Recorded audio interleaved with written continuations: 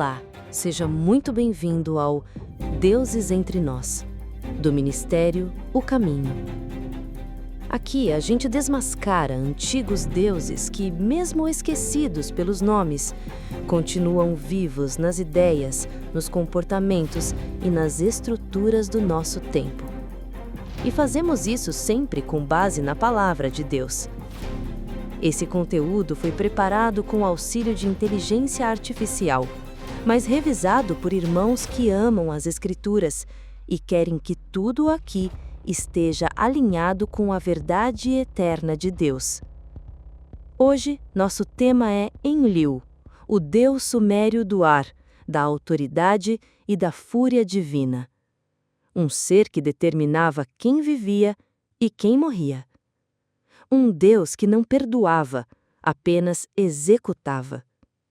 Mas será que esse perfil nos lembra o verdadeiro Deus?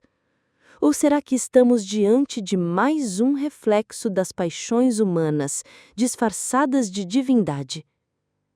Será que ainda hoje adoramos o poder pelo poder? Por que tanta gente se sente atraída por figuras autoritárias, dominadoras, mesmo que tragam medo e tirania? Enlil foi uma das divindades mais influentes da antiga Mesopotâmia. Filho de Anu e Ki, surgiu quando o céu foi separado da terra. A partir daí, passou a dominar o espaço intermediário, o ar.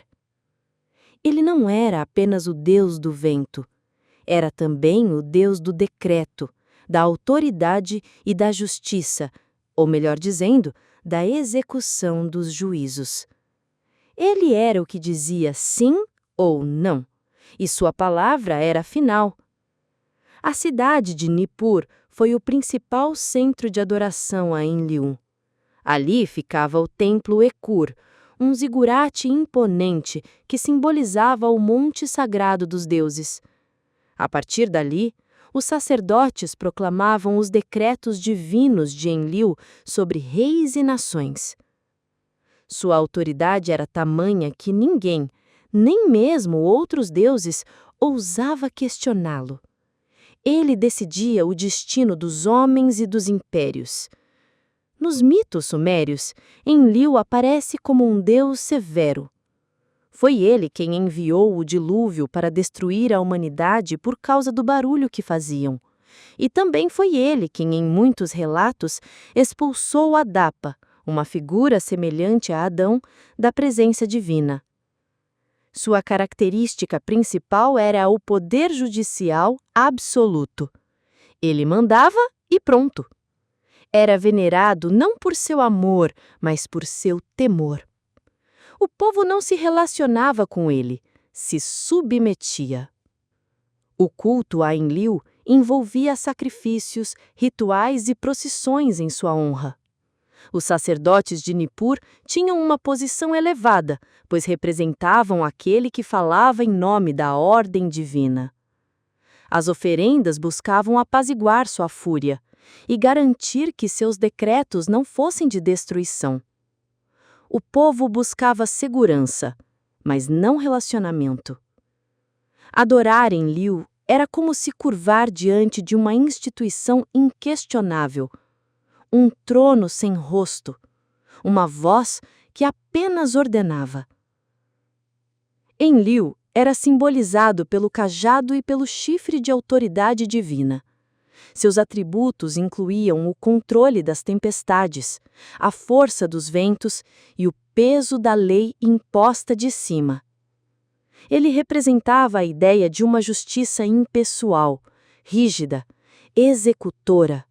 Um Deus que não perdoa, só pune. Isso tocava num anseio humano muito real, a necessidade de ordem absoluta, de alguém que controle tudo, que imponha limites com força. Mas o problema é quando essa ordem é desumana, quando essa autoridade substitui a compaixão, e quando chamamos isso de divino. A filosofia por trás de Enlil é a glorificação da força institucional. Ele não precisava ser amado, precisava ser temido. Sua grandeza era medida pela sua capacidade de destruir e impor limites. Esse modelo gerou uma cultura onde o medo era a base do poder, onde quem tinha mais força governava, onde justiça era igual a castigo. E essa visão se infiltrou na política, na religião e até na nossa forma de ver Deus. Quantas vezes imaginamos o Senhor como um enlil, um ser que está só esperando a gente errar para castigar? Enlil representa o homem que ama a autoridade, mas não a responsabilidade, que prefere o domínio ao serviço, que confunde rigidez com santidade. Esse espírito ainda vive hoje, em líderes autoritários, em sistemas opressores, em religiões legalistas. Está nos discursos que exaltam a lei acima de tudo, mesmo que a misericórdia seja esquecida. Nos relacionamentos baseados em medo e não em amor. Em igrejas onde as regras são mais sagradas do que a cruz. Em lares onde os pais mandam, mas não pastoreiam. O espírito de Enlil é real, e ele está por aí. Mas o Deus das Escrituras não é assim. Gênesis 1:1 diz: "No princípio criou Deus os céus e a terra." Ou seja, ele está acima da criação, inclusive de Enlil. João 3,16 nos mostra um Deus que não apenas governa, mas ama. Porque Deus amou o mundo de tal maneira que deu o seu Filho unigênito. Enquanto Enlil castigava o barulho dos homens, Jesus se fez carne e habitou entre nós. Isaías 1,18 diz: "Vinde então e arguí-me, diz o Senhor. Ainda que os vossos pecados sejam como a escarlata, eles se tornarão brancos como a neve." E Êxodo 20:3-5 afirmam: "Não terás outros deuses diante de mim. Não farás para ti imagem de escultura. Não te encurvarás a elas." Adorar Enlil ou qualquer forma moderna de autoridade absolutista é idolatria. E 1 Coríntios 10:20 nos adverte: "As coisas que os gentios sacrificam, sacrificam aos demônios e não a Deus." Por trás dessas estruturas há influência espiritual real.